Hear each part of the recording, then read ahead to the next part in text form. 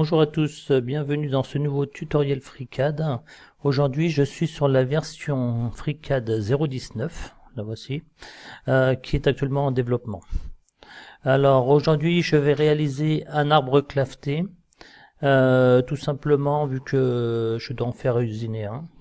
Alors pour cela je crée un nouveau document et ensuite je vais utiliser la fonction dans PowerDesign Shape.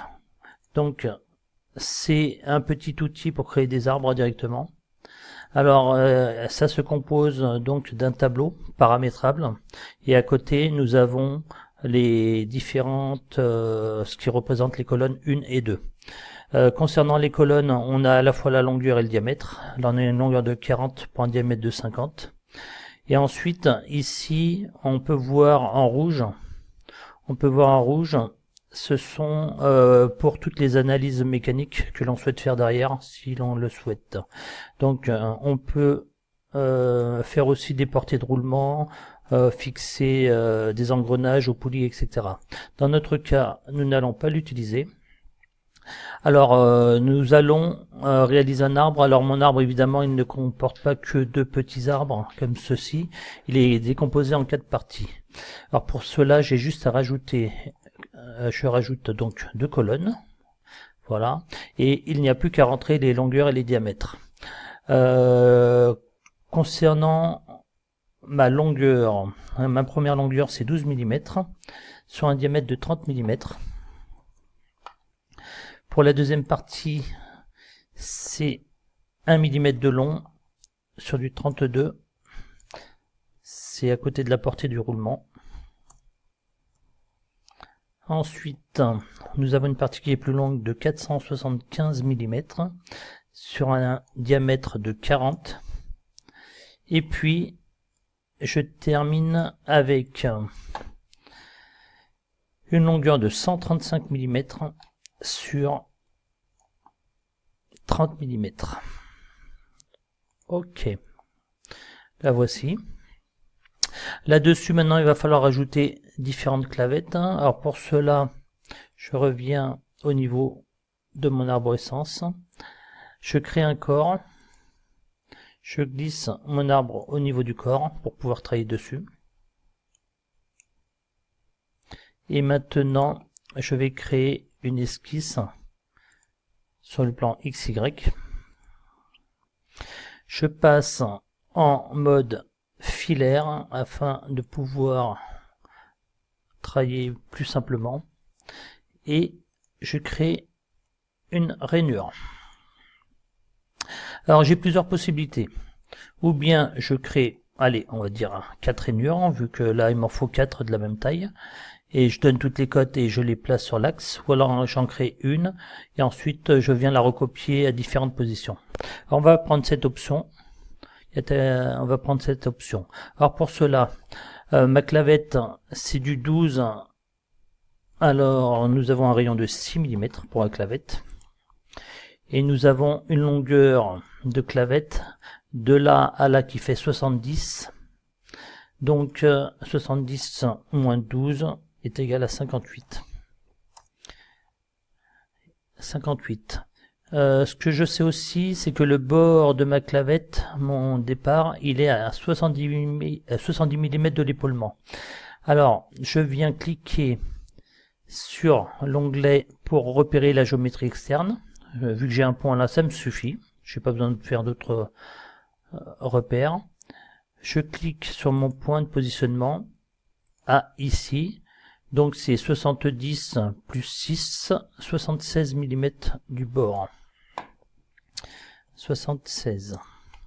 Ok. Puis je viens placer l'axe de la clavette dans l'axe de mon arbre. Voilà. Alors nous allons dégager un peu nos cotes afin de mettre un peu plus de clarté.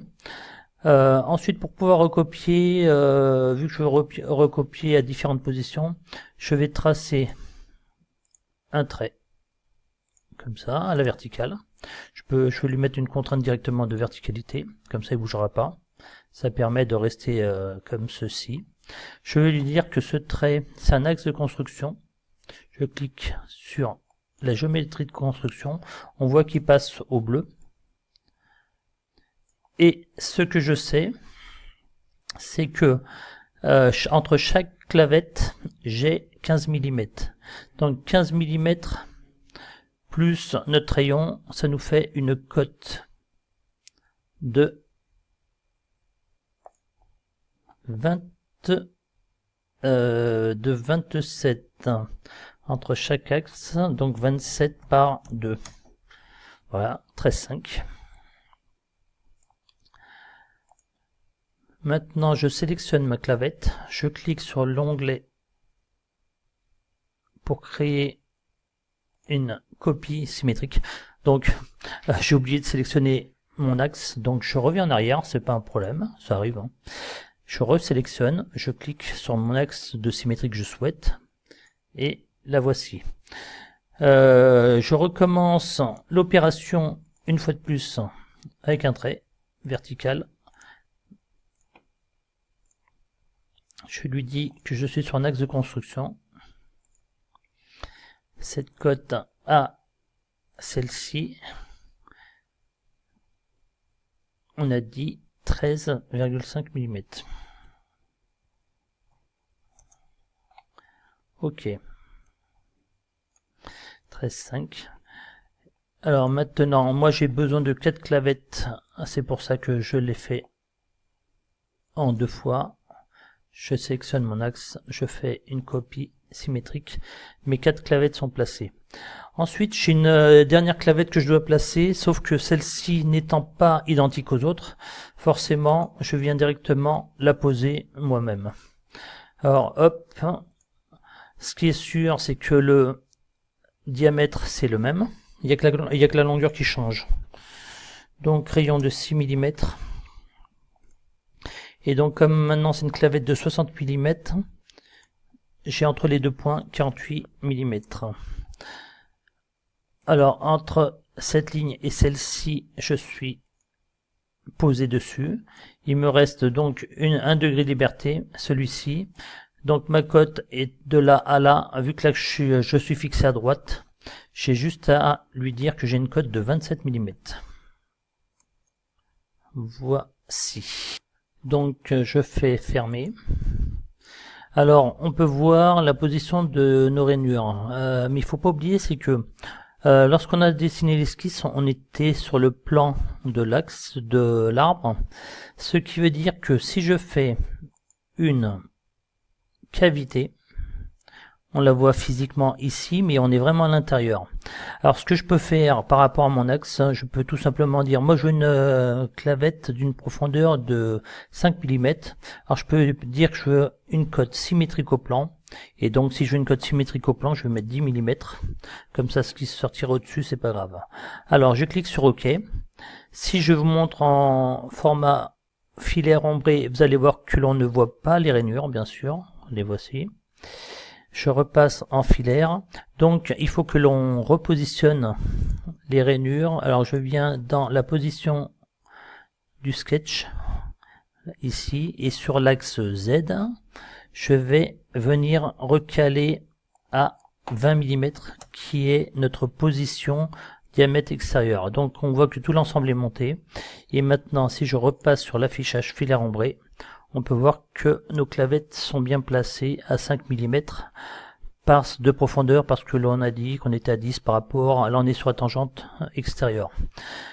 Voici la première partie. Maintenant, je dois réaliser une autre clavette pour l'entraînement du moteur.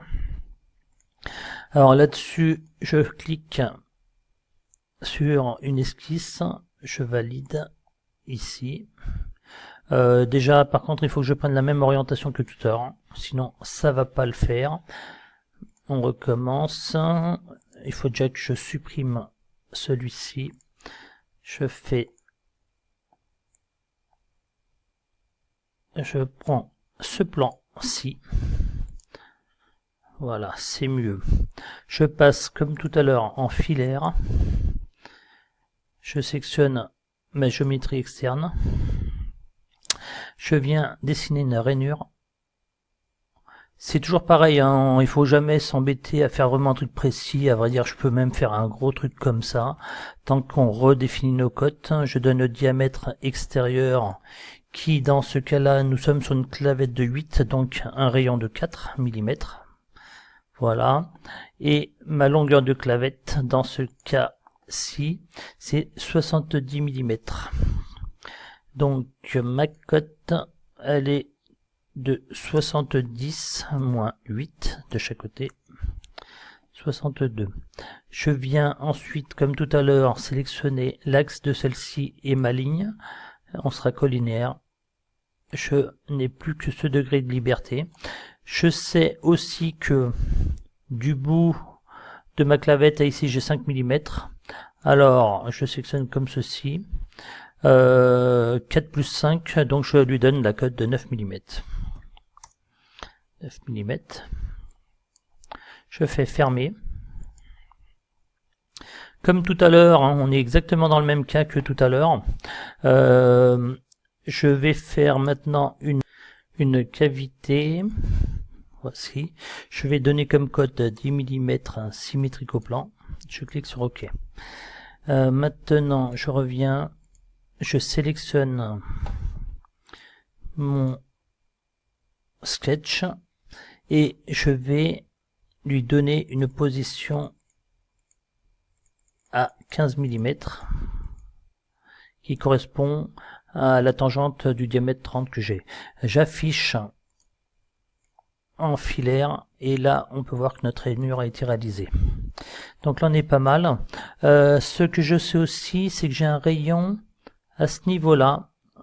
J'ai un petit rayon de 3 mm. 3 mm. 3 mm. Bon, l'arbre est maintenant terminé.